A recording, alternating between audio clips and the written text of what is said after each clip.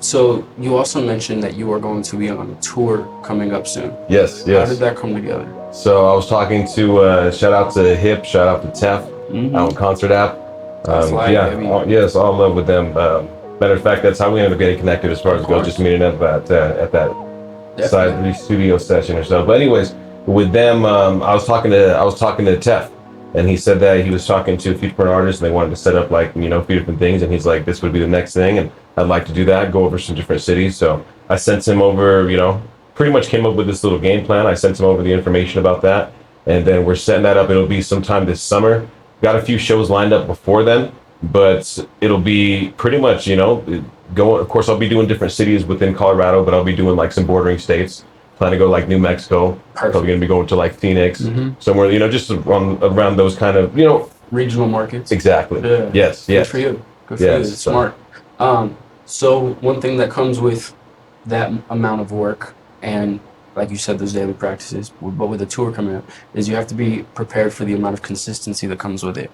You can't turn it off while you're on tour. Yeah. You know what I mean? And a lot of I'll say local, right? Not that we're not local and we like being local, but anybody who's stuck in the city all the time, you can have bad days and you can turn it off and hide in the house and whatever. When you're stuck on tour, you do not get that choice. The show is tonight. You know what I mean? How do you approach that? That's be present. This is the idea. This is one of the things that we've been aiming for.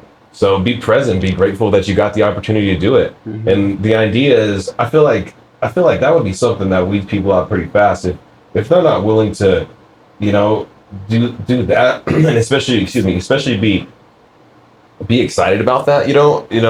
I can understand people being nervous, but turn that nervousness into like excitement, like turn that into something good. And this is, again, that's one of the main things that not even necessarily main thing, but that's one of those things that I feel like as artists we look forward to. If you do enjoy yourself on stage, everybody's a little bit different. Myself, I feel like that's like my natural habitat.